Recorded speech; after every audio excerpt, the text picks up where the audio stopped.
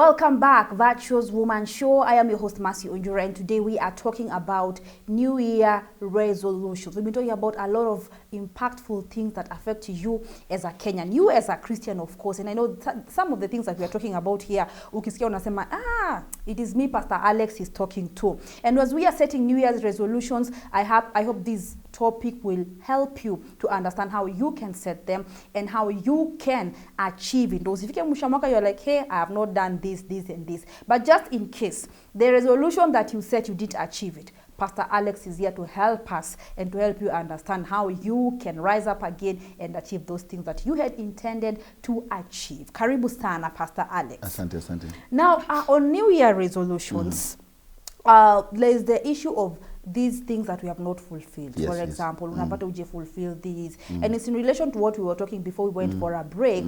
That's why you find sometimes you're in a crisis. Yes. Because you feel, uje achieve, ujefanya hii. Maybe you set even 20 resolutions. Uli achieve tu hata moja. Na hata hiyo moja uli achieve only quarter. Help us to understand. How can you fulfill what you have resolved to do? Good. Tulisema kwamba, when you're doing, it's like Jesus said, before you build a tower, yes, you sit down and you count the cost. And I would say that at the beginning of the year is a good time to first of all sit down and count the cost. Like you're also auditing your life. Una audit 2019. Biashara nyingi huwa zinafanya hivyo, and that's why they're successful, kwa sababu wanafika mwisho wa mwaka kwanza wanaangalia how have we done in 2019 yes, before we now set the goals for 2020. Sasa what you do, you look at every bit of your life, because every area of your life matters. We are several units that makes one whole. One whole me. There's a spiritual part of me, the social part of me, the financial part of me. You know, and you look at those several areas. For example, you look at yourself and you say, how have I been spiritually in 2019? Yes. Spiritually meaning, nimeridhitaje na Mungu in 2019? Are there things that God told me to do and I did not do them?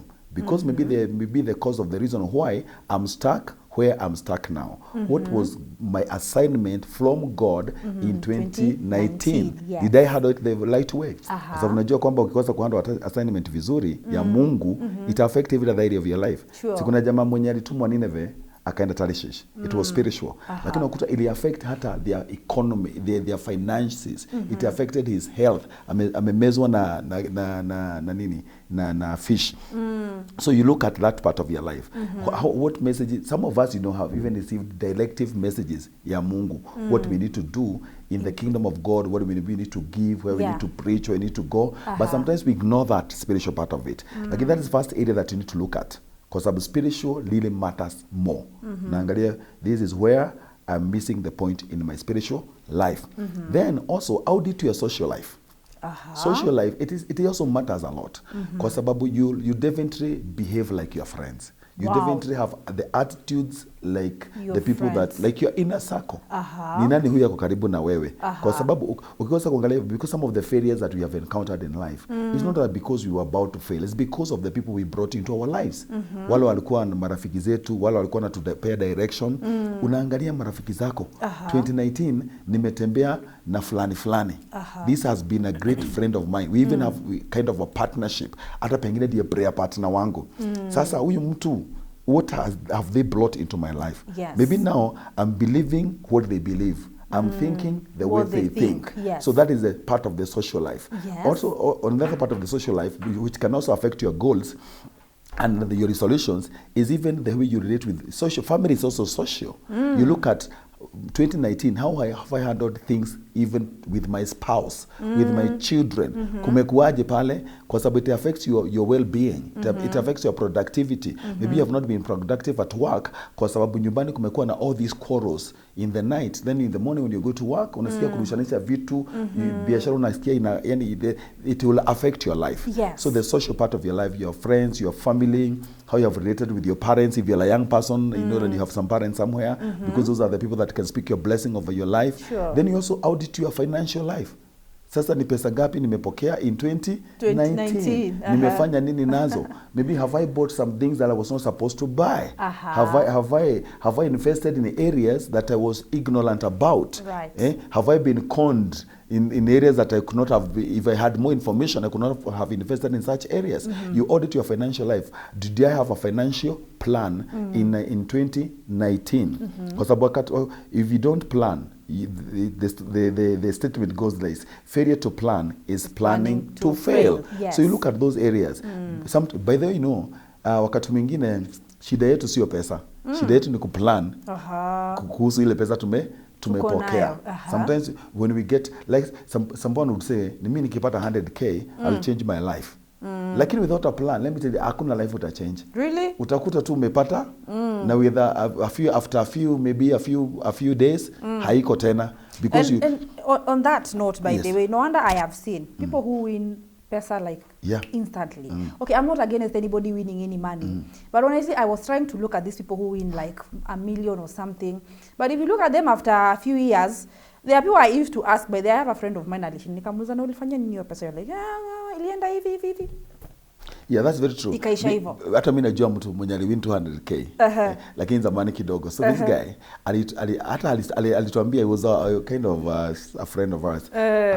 By that time we were not born again. Yes. So this guy does this something, things like betting or something, which are not okay. They're not good for somebody to get into. So he got this and he got 200,000. Huyu jamaa, because he didn't have a plan, and this is a guy who is suffering in life. Alisema kwamba mimi kwa 200,000 nitakuwa nikitumia 1k per day. 1k per day. Yes. And I'll have joy for about 6 months and 20 days. That's definitely alipata. And hata haikufika 6 months.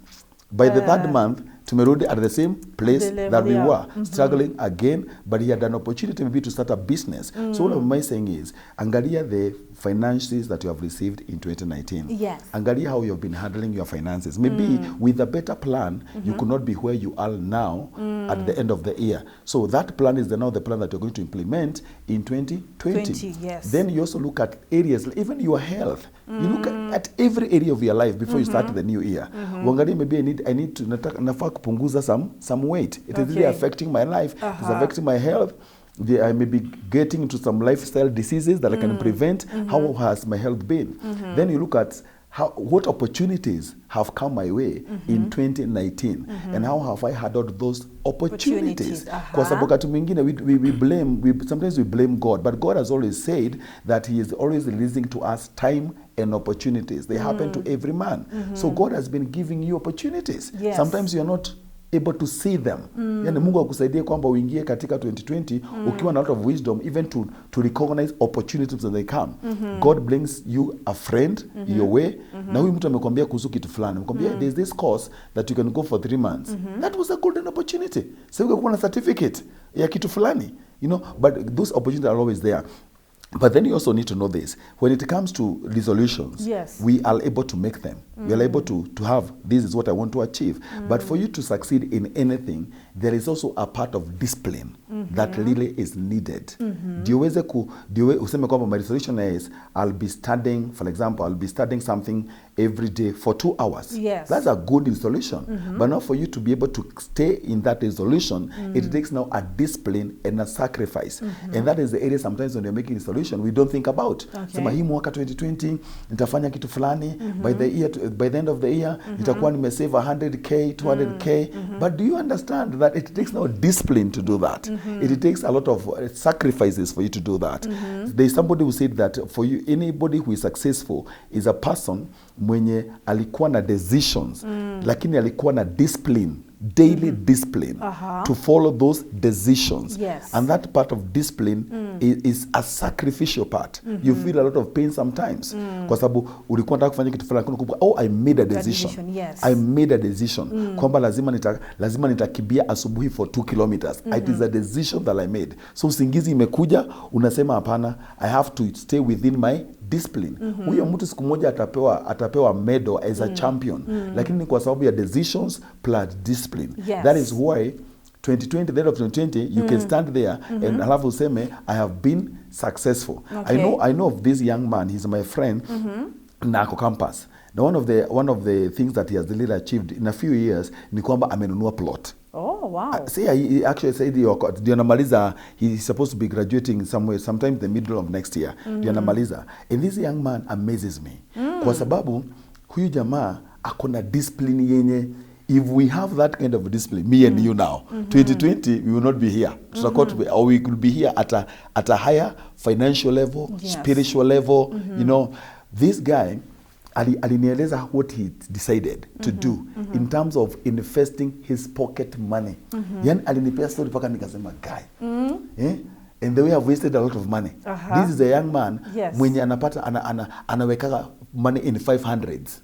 Akipata so tano anaiweka. Akipata so tano anaiweka. So juzi waligawiwa plot fulani pale Naivasha, some guys, he went and aliingia to an organization ya wazee kuliko yeye, by the way. Every other person in that group is older than him. Ni kama wazazi wake. But he was able to join this thing a few years ago. But it took a lot of discipline for a young man in university kupeana 500 yake, maybe like twice a month or thrice a month. It takes a lot of sacrifice. And he doesn't come from a rich family. He comes from a family that really struggles. But now, he's an owner of a piece of land and he's still a student. Just because you had he had made a decision. Yes. But now he had a discipline now. And that, by the way, you part ya discipline, ndio tunafaa kufikiria kabla tuingie 2020. We know how to do. We know what we need to do. But now hiyo story ya kukuwa na hiyo nidhamu ya kufuatilia, that consistency, that you're able to follow this thing today, tomorrow, the next day. That is where we are losing the battle. So the discipline part is what we need. Yes. A lot of discipline is needed. Wow, Pastor Alex, let me ask. For example, we've made the resolutions, but there's somebody who wants to come out of a pit that they entered, but it is a bit difficult to set yourself free. For instance, we might have somebody in 2019, they got into some promiscuous behaviors, akapata HIV. These are persons setting resolutions for this year. Maybe you got into you find yourself in a marriage, maybe you chose the wrong spouse, or you find yourself maybe getting a girl pregnant. You see, somebody like this, you cannot say, okay, you may decide I'm going to be single again. Because as much as yes, you made the decision, but there are some consequences you can't run away from. Talk to these people who are going through some consequences that they have to deal with, but still have to make some resolutions this year that will set them free. Yes. You know, definitely there is that issue of choices and consequences. Yes. But for you to get yourself out of a pit that you have dug for yourself is first of all to admit and take responsibility. I took the wrong turn, and that is why I am here. Yes. You agree. I've ever been there. You know, I've ever been there I've done some messes in this life, by the way, a lot of them. But then for me to come out of some such kind of things, I had to admit I have a problem. You know, there's a time I had a problem with alcoholism myself, and so I know what you're talking about. But it goes to a place whereby unakubali, unasema kwamba I have a problem. Yes. I have a big problem, and I'm the cause of this problem. By the way, that's something you need to agree with. If you're anyone who is in a problem, stop blaming other people. Yes. Those days, we used to blame our parents. Nikuta niko kwa mtaro. What is wrong with you, Alex? Sema, unajua mzazi wangu, sijui alifanya hivi, sijui aliniambia hivi nikiwa mdogo. Can you get out of that now? And now take responsibility of the place that you are in life. Useme kwamba, yes, they did what they did. Yes, they did not maybe handle me the way I needed them to handle me. Maybe they don't know, but they are now I take responsibility of my life. Niko kwa shimo. And now, can I get help? Then call for help. Okay. I told you, like, the area of asking questions. But now there's an area of looking for help. And some people, like, if you get sick today,